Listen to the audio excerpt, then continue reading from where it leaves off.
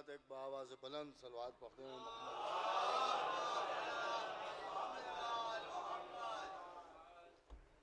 हज़रत आज की रात विलादत बसादत हज़रत मौलाए कायनात गालिब कुल्ल गालिब हज़रत अली इब्न अबी तालिब अलैहिस्सलातु वस्सलाम की और हमारे बरदर अज़ीज़ मौलाना अब्बास इरशाद साहब नकवी ने ज़ाहिर सी बात है कि बेहतरीन तकरीर कर दी है। उसके बाद किसी तकरीर का कोई मौजू रह नहीं जाता, लेकिन बहरहाल ये कि कहना भी है तो मैं हाज़िर हो गया। मैं अपना नाम तो सिर्फ इसलिए दे देता हूँ कि अगर देर हो जाए तो मैं बहरहाल थोड़ी देर आपका समा खामोशी कर सकूँ।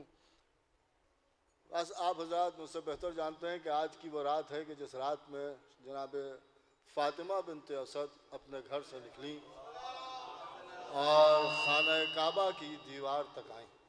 ये एक अजीब व गरीब बात है कि आने वाला हमेशा दरवाज़े पर आता है, लेकिन फ़ातिमा बिन्त असद दरवाज़े की तरफ नहीं गईं बल्कि दीवार तक आईं। और जब दीवार तक आईं तो दीवार ने भी मुस्कुरा के इस्तकबाल किया और शहज़ादी खाना काबा के अंदर दाखिल हो गईं और फिर दीवार अपनी जगह पर वापस आ गई।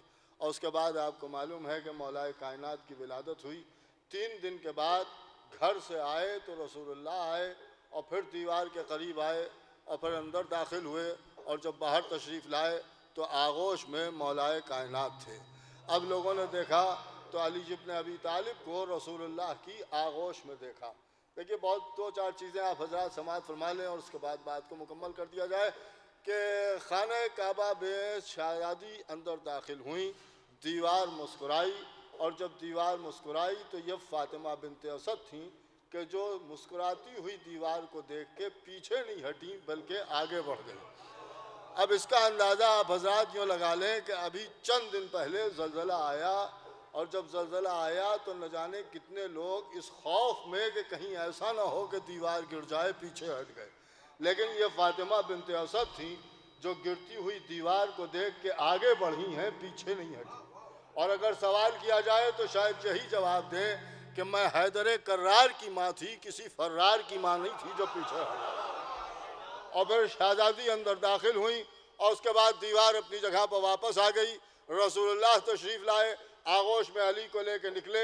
अब रसूलुल्लाह ने आने के बाद एक हदीस सुनाई, एक वाक़या बयान फरमाया। क्या बयान फरमाया? कि अली ने मेरी आगोश में आने के बाद आसमानी सहीफ़ों की तिलावत की और कुरान तो ऐसे पढ़ा कि जो पढ़ने का हक़ था। देखिए, कुरान ऐसे पढ़ा कि जो पढ़ने का हक़ था। अब गौर तलब यह है कि आसमानी सहीफ़ों की तिलावत की, ये सब ने लिखा कि आसमानी सहीफ़ों की तिलावत की और कुरान भी पढ़ा और कुरान पढ़ा तो ऐसे पढ़ा कि जो पढ़ने का हक़ था। किसने कहा? कहा रसूलुल्लाह ने कहा। इसका मतलब यह है कि अली की विलादत के मौके पर रसूलुल्लाह ने इस बात का ऐलान कर दिया कि कुरान पढ़ने का अगर हक़ है तो अली को है। अब जैसे अली पढ़े वही हक़ है। देखिए, जैसे अली पढ़े वही हक़ है। अब अगर ये चाहें तो बिस्मिल्लाह की तफसीर में पूरी रात बयान करें तो ये भी हक़ है, और अगर चाहें तो एक रकात से दूसरी रकात के दरमियान कुरान ख़त्म कर दें तो ये भी हक़ है। और पढ़ा तो आगोश में कुरान पढ़ा। अब एक बात मैं आपके सामने अर्ज़ कर दूं कि तौरात भी पढ़ी, ज़बूर भी पढ़ी, इंजील भी पढ़ी और कुरान भी पढ़ा। लोगों ने यही लिखा। मेरा एक सवाल है कि तौरात पढ़ी आपकी समझ में आ गया, ज़बूर पढ़ी आपकी समझ में आ गया, इंजील पढ़ी आपकी समझ में आ गया, मगर कुरान जब पढ़ा तो समझ में कैसे आया कि यह कुरान है? इसलिए कि तौरात नाजिल हो चुकी थी, ज़बूर आ चुकी थी, इंजील नज़रों के सामने थी। जब पढ़ी जा रही थी तो समझ में आ रहा था ये तौरात है, ये ज़बूर है, ये इंजील है, लेकिन कुरान तो अभी नाजिल ही नहीं हुआ। जब कुरान नाजिल नहीं हुआ तो लोग समझे कैसे कि जो पढ़ रहे हैं ये कुरान है? क्या हमें नहीं मालूम? रसूलुल्लाह ने बताया कि ये कुरान है। क्या बताया? कि हमने ये देखा कि आगोश रिसालत में अली ने कुछ कहा और जो कुछ कहा नबी ने फरमाया कि यही कुरान है। देखिए, नबी ने फरमाया कि यही कुरान है। अब एक बात समझ में आ गई कि कुरान की डेफिनीशन यह है कि जो कुछ अली आगोश रिसालत में कहते हैं नबी उसी को कुरान कहते हैं। देखिए, नबी उसी को कुरान कहते हैं।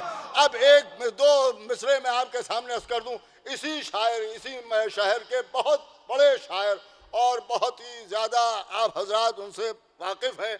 उनके दो मिसरे मैं आपके सामने अर्ज़ कर दूं, अजीब व गरीब दो मिसरे कहे। उनका साहब कुरान क्या है और कुरान कैसे समझ में आया कि अली ने आगोश रिसालत में जो कुछ कहा उसी को कुरान कहा गया। लिहाजा माहिर लखनवी ने कहा सच्चाइयाँ निसार अली की ज़बान पर, सच्चाइयाँ निसार अली की ज़बान पर, जो आ गया ज़बान पे कुरान बन गया।